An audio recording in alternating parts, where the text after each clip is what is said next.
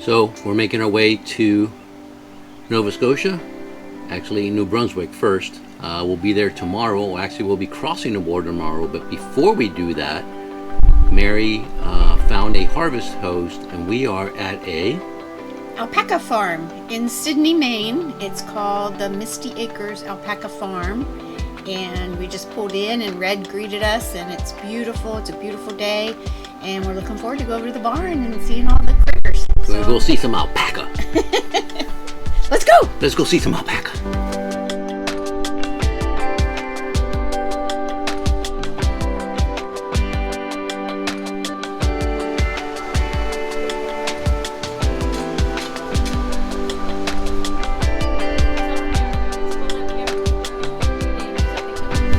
Think of the alpaca farm. It's beautiful. It's a beautiful day. The animals are beautiful. They're not real friendly, but they're adorable to look at. They are. Yeah, they don't care for touching or petting or anything like that, but they are beautiful. And the products that they make up in their store are amazing. Yeah, they are. They're beautiful products. So and they sell worldwide. It's just amazing to see the products that they make, and super nice people. Red and his wife and his niece and his granddaughter, and it's a family-run business, and it's just fantastic to be here. And another check for Harvest Host. This is definitely a must-see. I'll go ahead and leave a link in the bottom of the video description or to the Harvest Host location, and also if you're interested in Harvest Host, I have 15% off in the link below. We're about 5 miles from Calais, Maine, which is right where the border is to go into Canada. Good afternoon. Two? The two of us? No. Where do you live? Boca Raton, Florida. Okay. Why are we coming to Canada? To visit your beautiful country. Where at? We're going to New Brunswick, PEI, and Nova Scotia. Okay. How long are you expected to be in? It's 32 days. Is anybody traveling with a firearm or any other weapon? No, sir. Okay. Anything for self-defense whatsoever? Any pepper spray in the vehicle? Knives, tasers, anything? No, sir. With cannabis or products containing cannabis? No, we have some CBD oil that I use. Okay. Okay. I want you to pull the trailer truck up into lane 7 or 8, whichever one is free there. It's up on your left-hand side. Okay.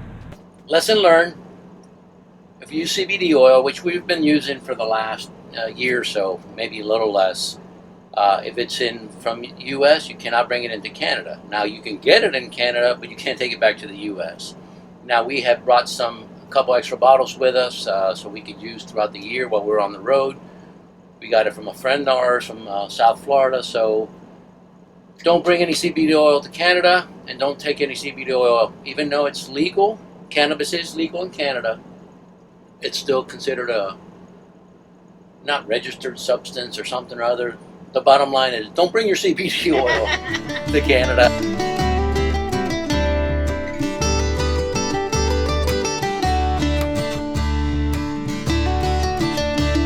well, here we are on our second day in Canada. We are leaving St. George. We stayed at Harvest Host overnight, and that was very nice. It's like a little farm store kind of place, and they let you park in the back. Quiet, friendly, perfect little overnight stop. So that worked out really well, and we're on our way north, and we're going to St. Martin to spend a week there on the Bay of Fundy.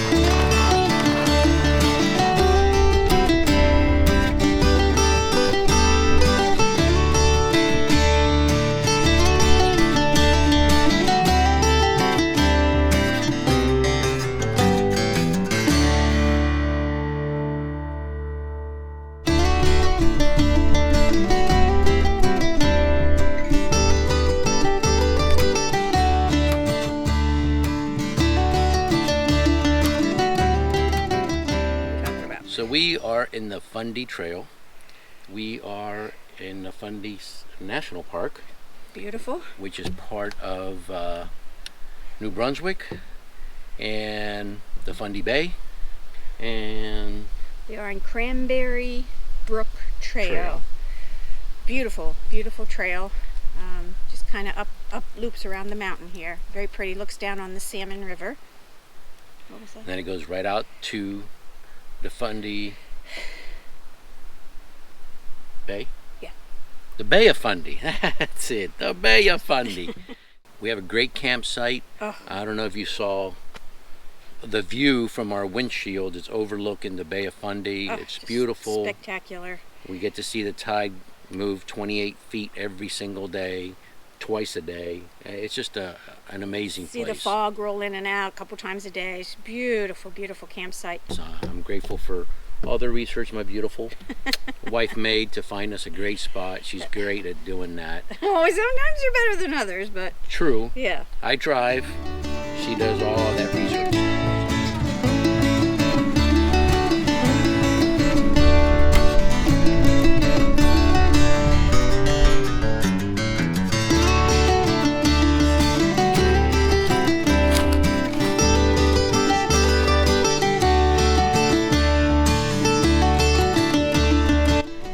So 6 hours ago, the water was 28 feet higher up on the wall.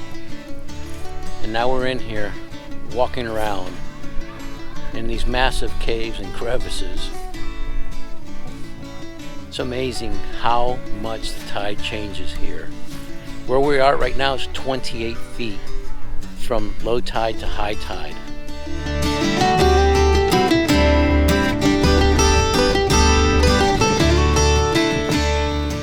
There's never a dull moment.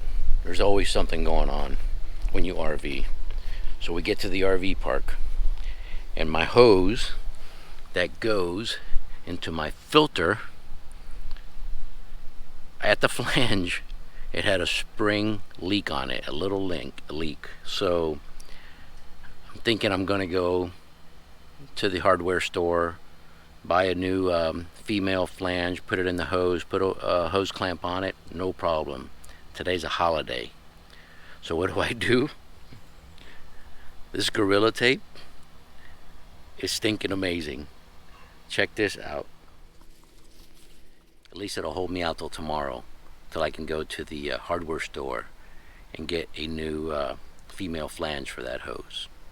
Oh well, puddle RVing.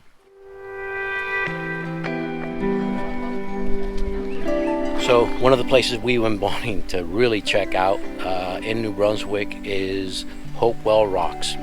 The tides change here 50 feet twice a day.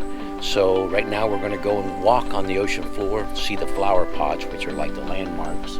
And it's, you know, the current, the water current in and out has created these huge mountains with trees on the top. So we're seeing that, and we're hoping, we're signed up, and we're hoping we'll be able to kayak on the same waters that we're going to be walking on right now. Let's go.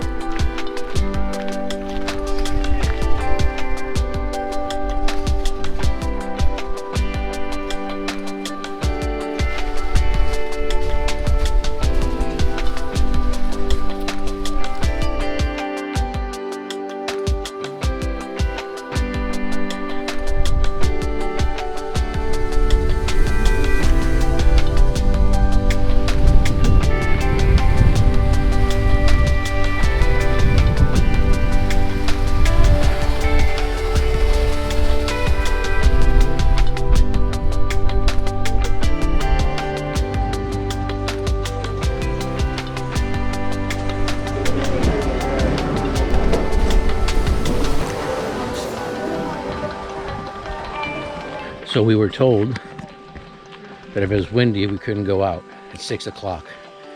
We're crossing our fingers. It's not windy now, that we can go out and kayak around all the flower pots. Should be pretty cool. Very cool.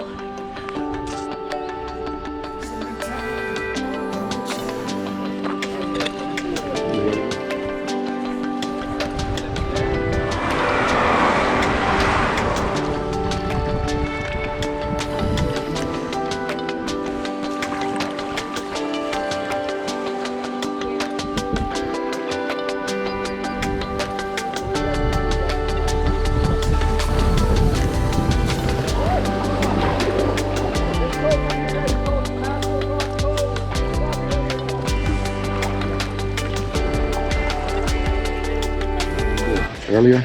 We're cruising around, walking in all this, and now we're paddling through it. And even on the way back, there's areas that we couldn't go through. It's pretty amazing. Tide changes so rapidly. It's amazing how to see it at different times of the tides.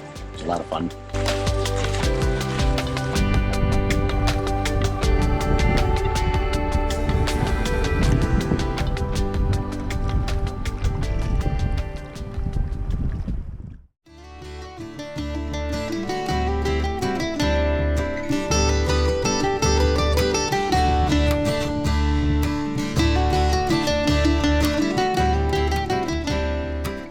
So we are in Moncton, New Brunswick, and twice a day there's a tidal bore.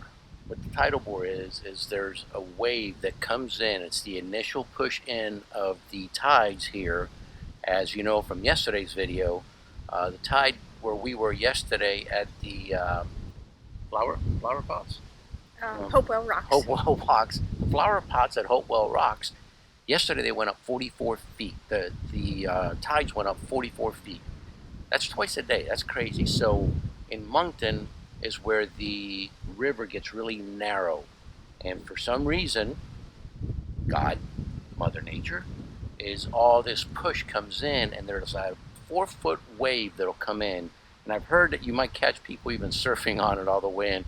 I heard that people can even surf almost 30 miles. Really? I don't know. I don't know about that, but I don't know. Well, we'll see. I mean, some people we hear reviews of like, yeah, it's kind of like, okay, it's a little wave that comes in, but it's different. So we'll see what it's like. there's a lot of people here waiting to see it. So yeah. And they have some interpretive talk during the time. So we'll pass on whatever we learn. hopefully it's in English. Because I don't know no French. Oui. Poutine. I don't know much more. Okay. Sir, you're here to see a really neat wave. Would that be more or less accurate? Some of our bores, our biggest bores, are pushing 6 feet, which, just to put that in reference, some of them 6'5". Most bores are about 1.5 feet, 2 feet, 3 feet high, and that's about what it's going to do today. If I could ask you to wait 5 minutes after the bore goes by, just 5 minutes if you're feeling really adventurous, try 10. But if you can wait just a couple of minutes after the bore goes by to watch the amount of water that moves in behind the wave, to watch the speed that water moves with, to consider the amount of force that must be happening right in front of you. That, for me, is the part that absolutely blows my mind.